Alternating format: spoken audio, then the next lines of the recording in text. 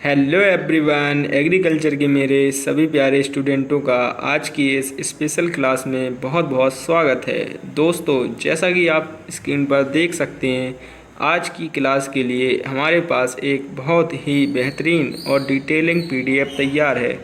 आज हम इस पीडीएफ के ज़रिए एग्रीकल्चर के बहुत ही ज़रूरी प्रैक्टिकल टॉपिक को समझने वाले हैं, जिसका नाम है फसल चक्र यानी क्रॉप रोटेशन। इस पीडीएफ में हमें आगे एक एक करके आसान भाषा में समझेंगे क्रॉप रोटेशन को। तो चलते हैं आज की क्लास की ओर। तो हमारा फर्स्ट टॉपिक है फसल चक्र क्या है। फसल चक्र का सीधा अर्थ है किसी निश्चित भूमि पर निश्चित समय में फसलों को बदल बदल कर बोना।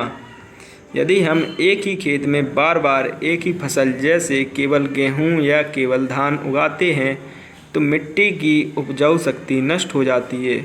मिट्टी में मौजूद विशिष्ट पोषक तत्व खत्म हो जाते हैं और कीड़े मकोड़ों व बीमारियों का प्रकोप बढ़ जाता है। इसलिए मिट्टी के स्वास्थ्य को बनाए रखने के लिए फसलों को अनुमानित क्रम में बोना ही अनिवार्य करना या उसे बोना फसल चक्र कहलाता है।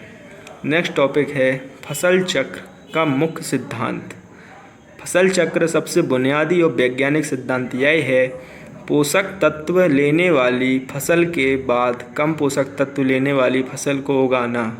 उदाहरण है अनाज के बाद दलहन फसल को बोना।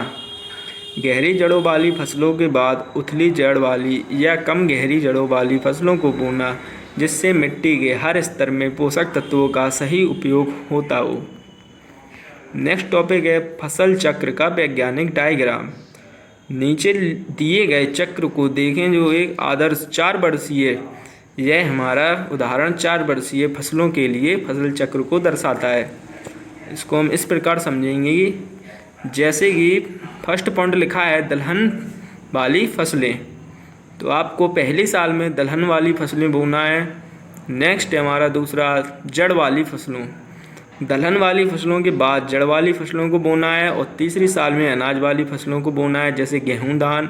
और नेक्स्ट हमारा 4th नंबर होगा पत्ती वाली सब्जियां बोना। इससे हमारी फसल चक्र होगा और मिट्टी की उपजाऊ शक्ति बनी रहेगी। हमारा नेक्स्ट टॉपिक है फसल चक्र के प्रमुख लाभ। तो फर्स्ट पॉइंट है मिट्टी की उर्वरता में वृद्धि। दलहनी फसलों की जड़ों में राइजोबियम बैक्टीरिया होते हैं जो मिट्टी को प्राकृतिक रूप से उपजाऊ बनाते हैं। नेक्स्ट है खरपतवार और कीट नियंत्रण। फसल बदलने से कीटों और घास का जीवन चक्र टूट जाता है। थर्ड है हमारा मिट्टी की कटाव में कमी। कुछ फसलें मिट्टी को बांध कर रखती हैं जिससे पानी या हवा में मिट्टी का बहना रुकता है। नेक्स्ट है हमारा 4था नंबर है पोषक तत्वों का संतुलन उपयोग। गहरी और उथली जड़ों वाली फसलों के इस्तेमाल से मिट्टी हर स्तर के पोषक तत्वों का सही इस्तेमाल होता है। हमारा 5th नंबर होगा फसल चक्र के बेहतरीन उदाहरण एग्जाम्पल। इसमें आप देख सकते हैं यह एक चार्ट है, इसमें देखिए फर्स्ट नंबर है हमारा धान, दूसरा सीजन रहेगा हमारा चना और मटर और तीसरा सीजन रहेगा मूंग और लोईबा। सेकंड है हमारा मक्का और दूसरा सीजन है गेहूँ। थर्ड है हमारा पत्ती, हरी पत्ती या हरी खाद। थर्ड नंबर है हमारा कपास और बरसीम। ये है हमारा फसल चक्र के बेहतरीन उदाहरण।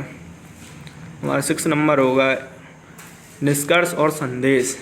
यदि भारत के किसान भाई सही तरीके से फसल चक्र अपनाएं तो रासायनिक खादों का निर्भरता कम होगी और लागत घटेगी और मुनाफा दोगुना होगा। यह टिकाऊ खेती का आधार है। विशेष जानकारी सहायता के लिए ज्वाइन करें मेरा नंबर 80 81 78 96 44। ध्रुव एग्रीकल्चर एकेडमी का यह नंबर है। अगर आपको पीडीएफ या कोई भी सवाल पूछना हो तो आप इस पर मैसेज कर सकते हैं, आपको ग्रुप में जोड़ दिया जाएगा।